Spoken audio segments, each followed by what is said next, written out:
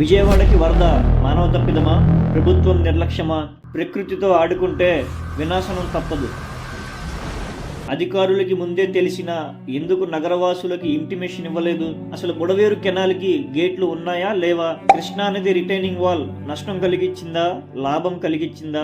విజయవాడ వాసులు మానసికంగా, ఆర్థికంగా నష్టపోయారు. కొందరు ప్రాణాలు కూడా పోగొట్టుకున్నారు. ఈ పాపం ఎవరిది? 2 తెలుగు రాష్ట్రాల్లో హల్చల్ చేస్తున్న సందేహాలు, అనుమానాలు, వీటన్నిటికీ ఈ వీడియో డీటెయిల్ గా సమాధానం చెప్పబోతుంది. ఛానల్ కి కొత్తగా విజిట్ అయిన వాళ్ళు సబ్స్క్రైబ్ చేసుకోండి, వీడియోని లైక్ చేయండి. నమస్తే ఫ్రెండ్స్, బుడవేరికి 35,000 క్యూసెక్ల వరద వస్తుందని మాకు ముందే తెలుసు.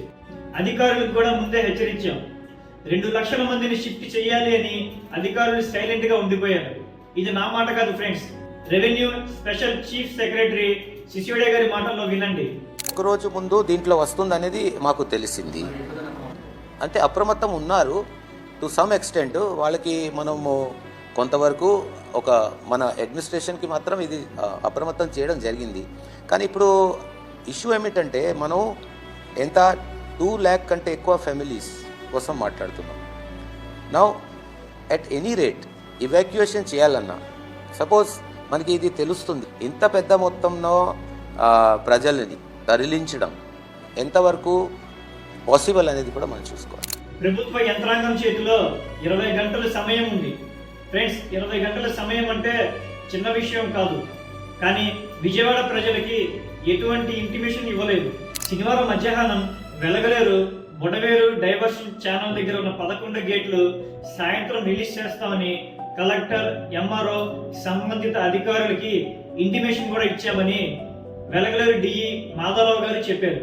ఈ వీడియో కూడా చూడండి. మెకానిజం అలర్ట్ చేశారా సార్? గవర్నమెంట్ చెప్పారా ఈ వాటర్ వస్తుందని చెప్పాం. ఇప్పుడు ఏ టైంలో అలర్ట్ చేశారు సార్? మేము శనివారమే మా ఈ గారు ఎస్సీ గారికి ఫోన్ చేసి చెప్పాను. శనివారమే ఇలా ఏ టైంలో చెప్పింటారు సార్? మేము శనివారం మా వాళ్ళు ముందే చెప్పారంట. మేము శనివారమే మాకు ఇక్కడ శనివారం పొద్దున్న వరకు అసలు ఏం లేవు రీడింగ్. మధ్యాహ్నానికి వాళ్ళకి ఇంటిమేషన్ చేసాం, మేము సాయంత్రం ఆపరేట్ చేస్తాం అండ్ అలర్ట్ చేయండి అని. శనివారం మధ్యాహ్నానికి మీరు ఒక అలర్ట్ అనేటువంటిది ఇక్కడ నుంచి మేము ఆపరేట్ చేస్తాం చెప్పాము. ప్రస్తుత గవర్నమెంట్ జిల్లా యంత్రాంగం కనుక సీరియస్ గా తీసుకుని ఉంటే ఇంత అనర్థం జరిగి ఉండేది కాదు. ఎందుకంటే వెలగలేరులో ఉన్న బుడవేరు డైవర్షన్ ఛానల్ దగ్గర 11 గేట్లు ఎక్కిన తర్వాత అక్కడ వరద నీరు విజయవాడ టౌన్ కి ట్రావెల్ చేయడానికి మినిమం 7 అవర్స్ టైం పడుతుంది. జిల్లా యంత్రాంగం సంబంధిత అధికారులకి సాయంత్రం రిలీజ్ చేస్తామని మధ్యాహ్నమే ఇంటిమేషన్ ఇచ్చారు. అంటే 20 అవర్స్ వరకు టైం మనం క్యాలిక్యులేట్ చేయొచ్చు. ఈ టైంలో విజయవాడ ప్రజలకి అప్రమత్తం చేసి ఉంటే వాళ్ళు వేరే ప్లేస్ కి షిఫ్ట్ అయ్యే ఆస్కారం ఉండేది. కాబట్టి ఇది ఖచ్చితంగా మానవ తప్పిదమే ఫ్రెండ్స్. సబ్జెక్టివ్ ఎర్రర్ ఏంటంటే 40 సంవత్సరాలు అనుభవం ఉన్న విజనరీ చంద్రబాబు గారు బుడవేరుకి గేట్లు లేవని చెప్పారు.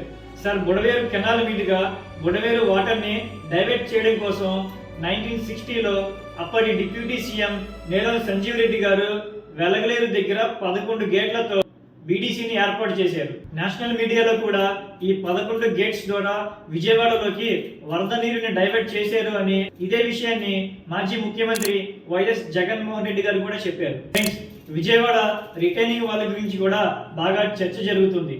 అసలు విజయవాడ కృష్ణా బ్యారేజ్ కి ఎప్పుడు వరద వచ్చినా 10 లక్షల క్యూసెక్ల వరద ఫ్లో ఉండేది. ఈసారి కృష్ణా బ్యారేజ్ కి 11 లక్షల పైన వరద ఫ్లో వచ్చింది. రిటైనింగ్ వాల్ కనుక కంప్లీట్ అయ్యి ఉండకపోతే చాలా భారీ అనర్థం చూసి ఉండేవాళ్ళం ఫ్రెండ్స్. ఇంకా వరద ప్రాంతంలో ఉన్న వాళ్ళకి డ్రింకింగ్ వాటర్ కూడా దొరకట్లేదు. ఇటువంటి సిచ్యువేషన్ లో ఒకళ్ళ మీద ఒకళ్ళ బురద చెల్లుకుంటూ సోషల్ మీడియాలో పాలిటిక్స్ చేస్తున్నారు. దయచేసి ఇటువంటి పాలిటిక్స్ పక్కన పెట్టి వాలంటీర్ గా విజయవాడ ప్రాంతానికి వెళ్లి వరద బాధితులకి సహాయం చేయండి. విజయవాడ ప్రజలు క్షేమంగా ఉండాలని కోరుకుంటూ మరో కొత్త వీడియోతో కలుద్దాం. అప్పటి వరకు జై హింద్.